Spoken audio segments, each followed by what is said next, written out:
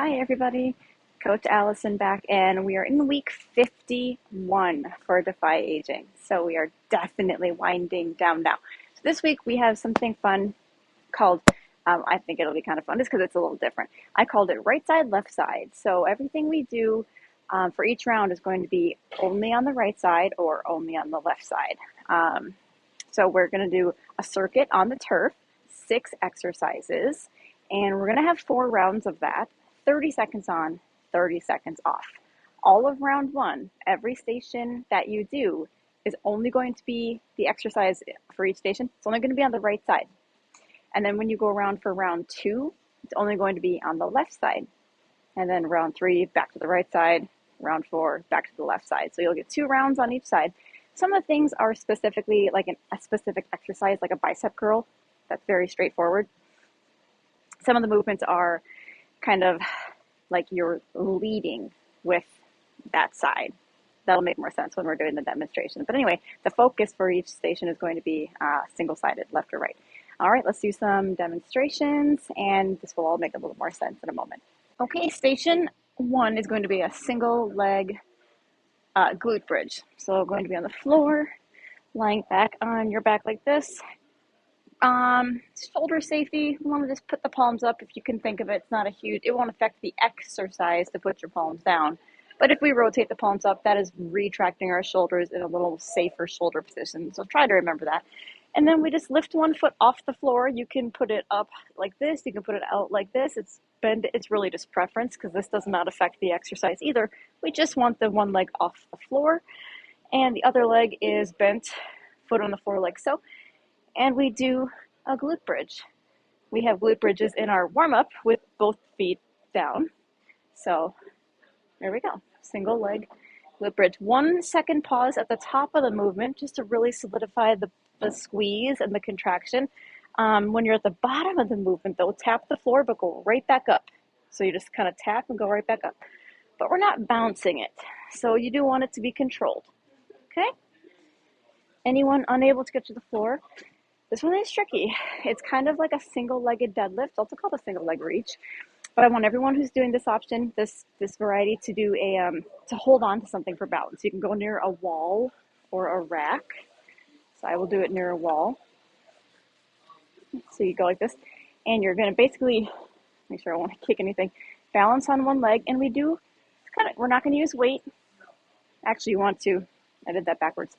Whatever leg you're balancing on and working that leg, you should reach for the floor with the opposite arm, and that's called contralateral. It just kind of balances you out better.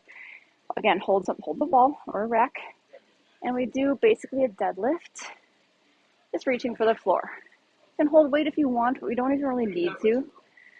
And I do want to show you this from the side, so you can see how I'm doing this deadlift position with my body.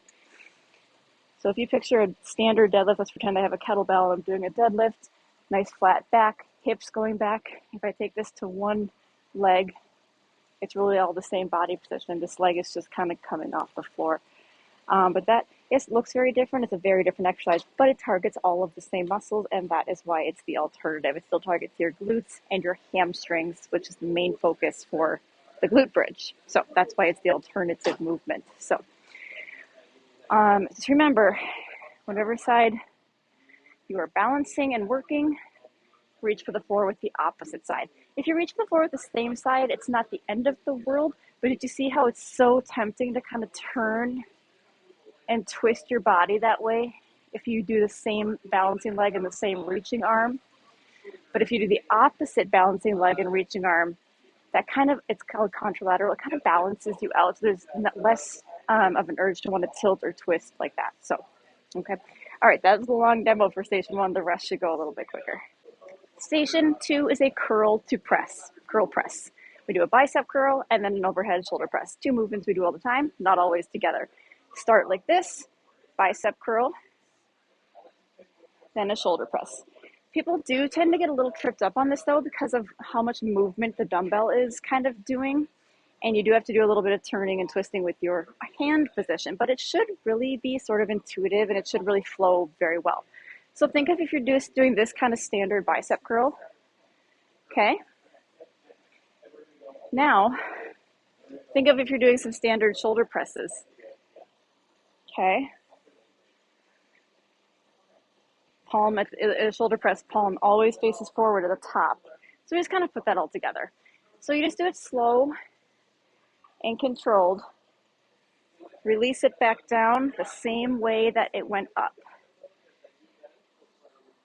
In 30 seconds, since this one is very slow, our stations are 30 seconds long, you really might only get 5 or 6 reps because everything's going so slow. All right? So that is station 2, the curl press. Station 3 is a band side step. This is a hip exercise. I haven't done this for a while. We need the band with the handles. Okay? And now this one is like a directional side. So whatever side you are working, so like round 1 is all right side. So you're going to be stepping to your right.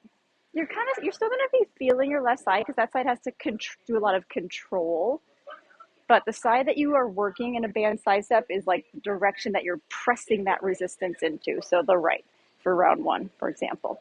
So make sure you put the band in the arch of the shoes, or if you don't have high arches to kind of lock it in, at least eyeball the band in the middle of the foot. Very important because we just don't want it to slip off. A little bit of tension just so it's a little taut. Okay, we don't want any slack. And you really have to keep your foot firm and straight. Okay, what we don't want is the foot to be sliding up the band, because see, you run out of space here. If that's happening, you're not digging your foot firm enough into the band.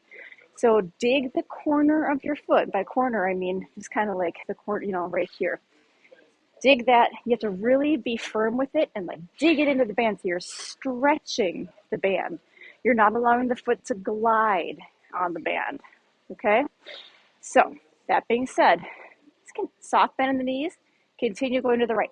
Now, if you get to the end of the route, the space you're in for this station, and the time is still going, what we can't do is start going to the left. Because remember, the whole set is on the same side. So you do have to turn around and continue leading with that same leg, okay?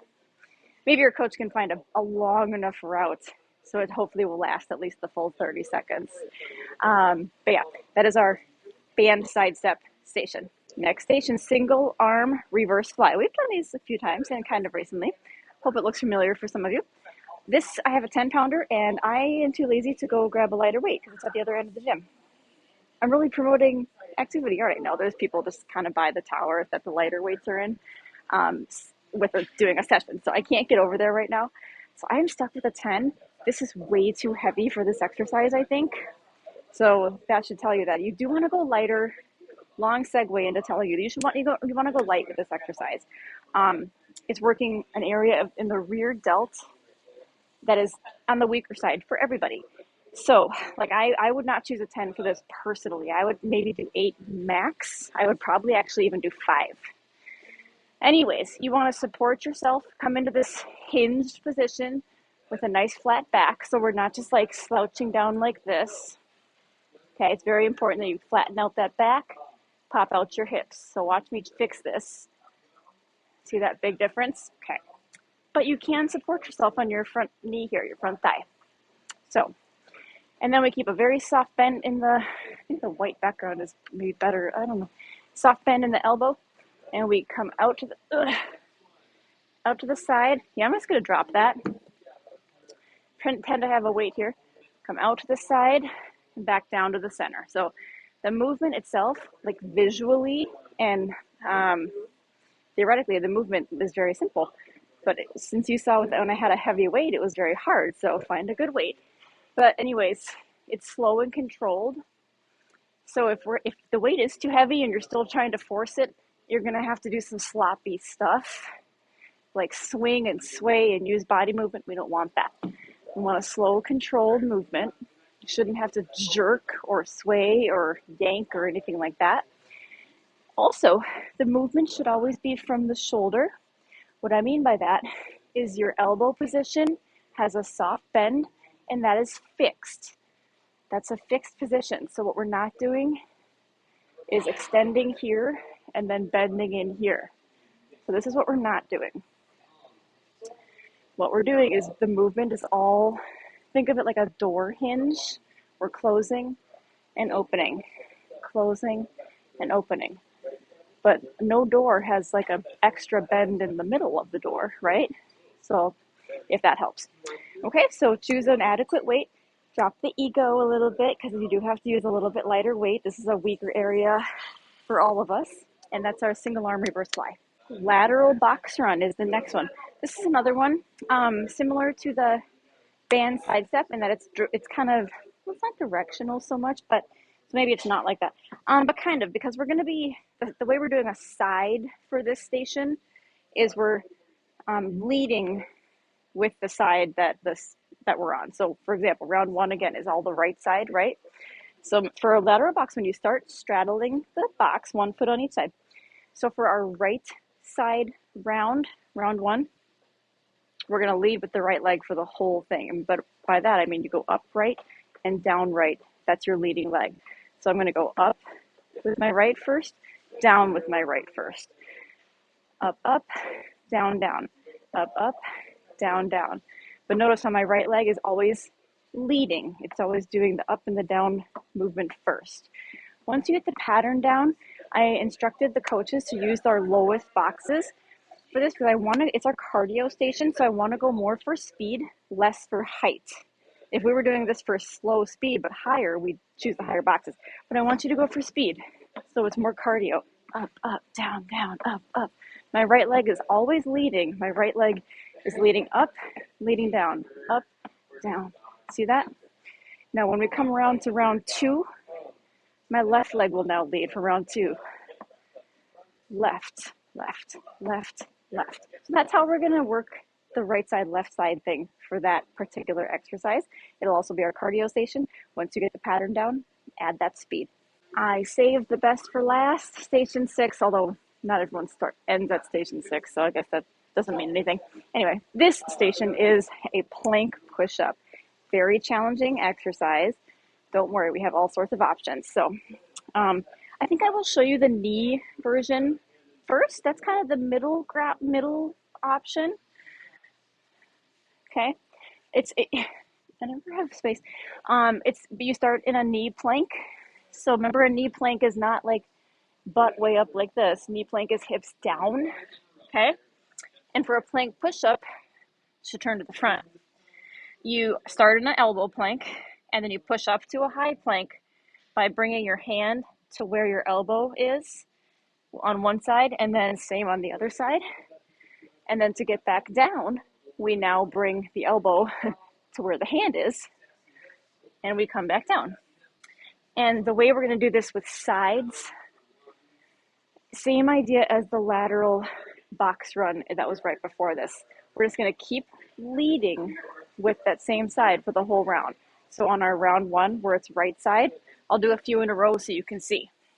I'm leading with my right arm up, leading with my right arm back down.